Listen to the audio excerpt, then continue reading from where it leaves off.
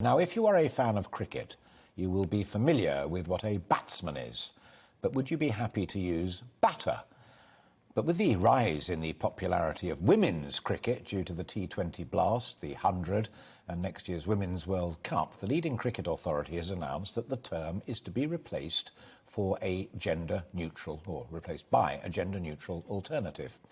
The MCC, Marylebone Cricket Club, headquarters, which owns Lords and has been recognised as the authority on cricketing laws since it was founded in 1787, says the term will be changed to batter.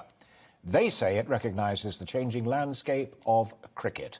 Well, I'm delighted to be joined now by Clare Connor, former England cricket captain and now the managing director of women's cricket at the England Cricket Board. Really great to see you. 2 points, first of all, and allow me a really cheap hit, and that is, of all of the people in the world to make what sounds like the correct decision, the fuddy-duddies at Lords seem the last group that I would have come up with. Well, yeah, look, thanks for having me on.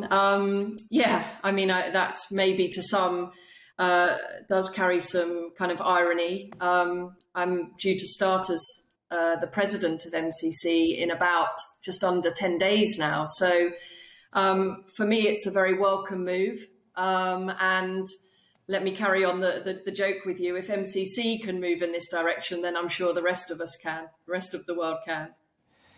Absolutely, and I put my hand up immediately. I didn't know that you were being elevated through having described you in those terms at the beginning. So, warmest congratulations, and give my best wishes. Thank you. Give my best wishes to Sir Mick Jagger and John Major when you see both of them next, because they're big fans. The second point, which is far more serious, is to what extent was it driven by the women players themselves? Was it demand-led or was it male condescension? I don't think it was either, actually. It certainly wasn't, there wasn't a huge movement of players calling for this particularly. And I don't think it was as a result of male condescension either. I think MCC has been looking at the kind of the language within the laws of the game for a while. It made some other changes in 2017 in terms of just going through and just replacing making changes to pronouns throughout the laws of the game. And this was another next step. You know, there have been changes in the past where fieldsman became fielder. And I suppose this is, probably one of the words in the cricket lexicon most frequently used. As you said at the beginning, we all know the word batsman. And so this is, I think, quite a big next step in trying to make the game more inclusive, and so that the huge volume of girls and women now who are taking up the game feel part of it. They don't want to be referred to as anything man, a batsman in this case.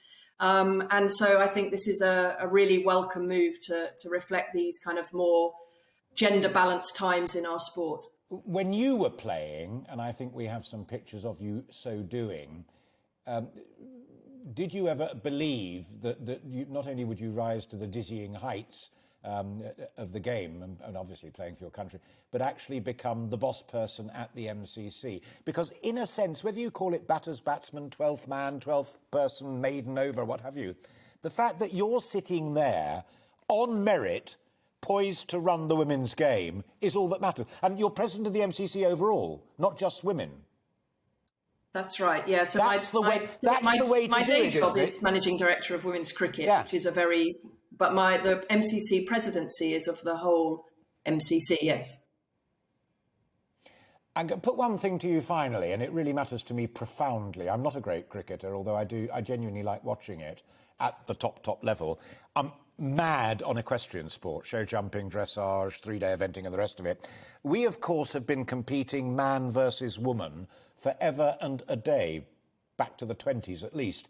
And our Olympic team is regularly a couple of guys, a couple of women. Some of the continentals are all women, and there are some that are all men, but it's all on merit, which is my great mantra.